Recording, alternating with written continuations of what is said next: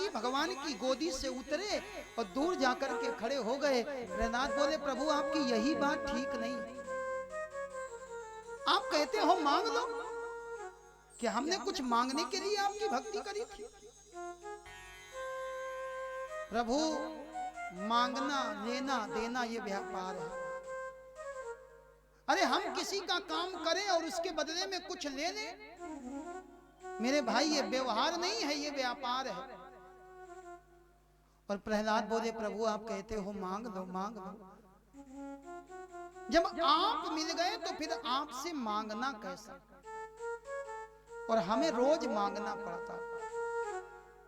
हम रोज भगवान के सामने जाते और मंदिर जाने के लिए घर से बाद में निकलते और लिस्ट पहले बना लेते, आज भगवान से क्या क्या मांगेंगे।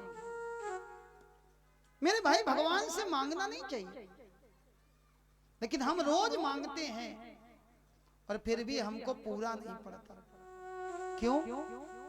जब तक भगवान से मांगोगे जीवन भर मांगना पड़ेगा। एक बार भगवान को मांग करके देख लो, जीवन का मांगना छूट जाएगा। आज प्रहलाद जी यही कहने लगे। प्रहलाद जी बोले प्रभु आप बार बार कहते हो मांग लो मांग लो, मेरे हृदय में कोई कामना नहीं है, कोई इच्छा नहीं। भगवान बोले कोई कामना तो होगी। प्रहलाद बोले एक कामना है, कामना यही है और कामना रहे ना कोई। प्रभु एक कामना है कि आज के बाद हमारे जीवन की सारी कामनाएं समाप्त हो।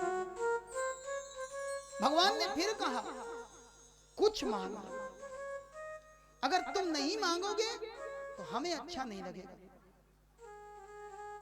भगवान बोले हमारा जो नाम है ना कृपा सिंधु दीन बंधु, हम देते जरूर है, अगर तुम नहीं लोगे तो हमारे नाम में धब्बा लग जाएगा।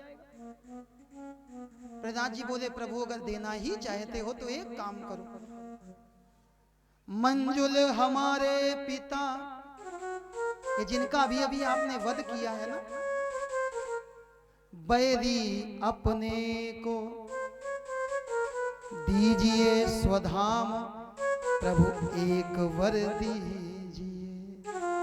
अगर देना चाहते हो तो हमारे पिताजी को मुक्त कर दो, इससे ज्यादा एक बेटा और क्या मांग सकता। अपने पिता की मुक्ति से बढ़ करके एक बेटे के मन में क्या कामना हो सकती है। भगवान ने कहा प्रहलाद मांगने की जरूरत नहीं है, ये तो अपने आप हो गया। जिस परिवार में तुम्हारे जैसा भगवान का भक्त पैदा हो जाता, उस परिवार की 21 पीढ़ियां मुक्त हो जाती। जननी जने तो भक्त जन, अगर माँ बेटे को जन्म दे तो माँ का बेटा भक्त होना चाहिए। अगर भक्त ना बन पाए तो देने वाला धर्मवान होना चाहिए, और अगर दाता भी ना बन पाए तो फिर सूरवीर होना चाहिए, जो देश की रक्षा के लिए अपना सर्वत्र समर्पण करे। भगवान बोले प्रहलाद तुम्हारी 21 पीढ़ियां तो पहले ही मुक्त हो गई। जिस घर में जिस परिवार में भगवान का एक भक्त पैदा हो जाता, उस परिवार की 21 पीढ़ियां मुक्त हो जाती। आप कहोगे प्रमाण, तो जरा मन को ले चलो गंगा के किनारे। गंगा के किनारे केवट नाव लेकर के खड़ा राम जी आए। राम जी ने जीवन में किसी से कुछ नहीं मांगा, पूरी रामचरितमानस पढ़ लेना। राम जी ने कभी किसी से कुछ नहीं मांगा, और गंगा के किनारे राम जी खड़े हो करके मांगी नाव ना केवट आना, मांगी नाव ना केवट आना, मांगी नाव ना केवट आना, कही तुम्हारे मरम में जाना, कही तुम्हारे मरम में जाना। राम जी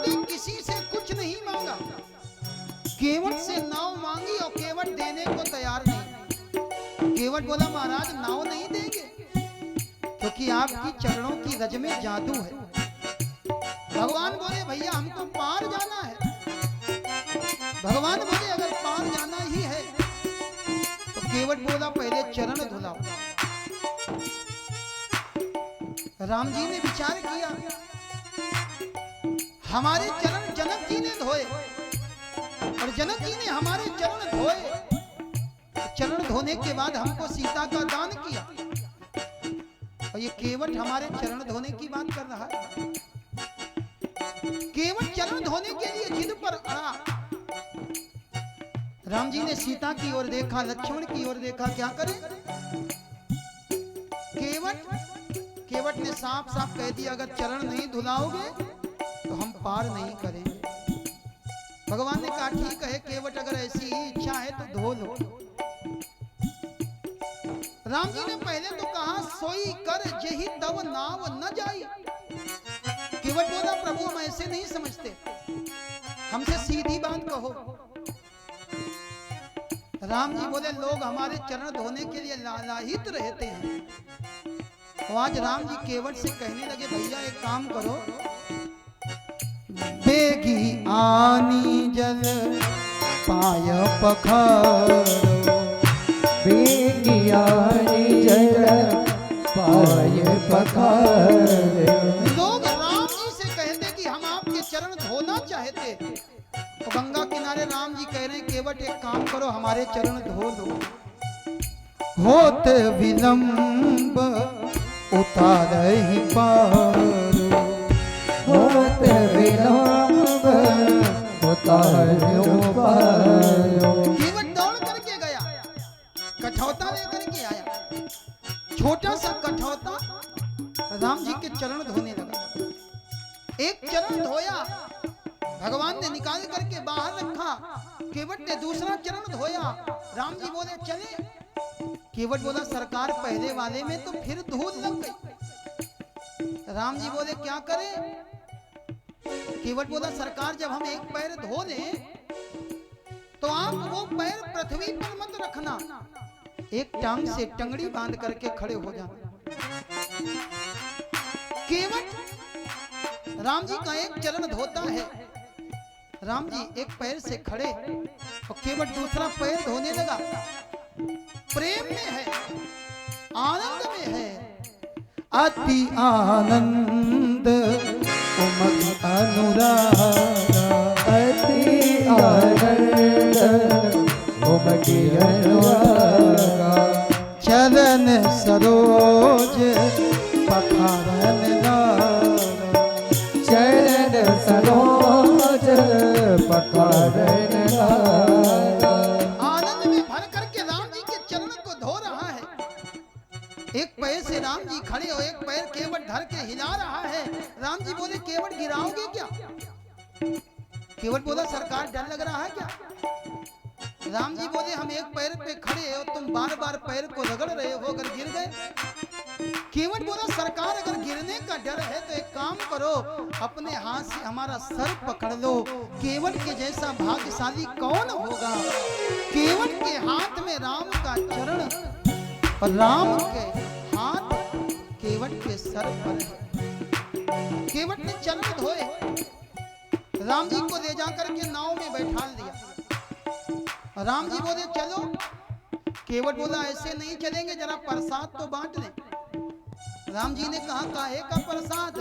बोले सरकार आपका चरणामृत का प्रसाद। केवट ने सबको बुलाया,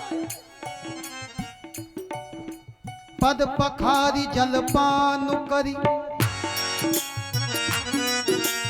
आप सहित परिवार, आप सहित परिवार। केवट ने चरणामृत अपने परिवार में बांटा। परिवार किसको कहते हैं?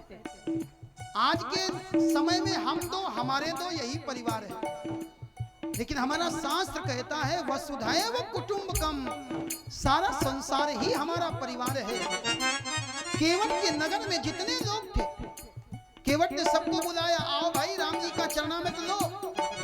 लेकिन सब लोग लाइन से प्रसाद लेंगे, कोई गड़बड़ नहीं करेगा।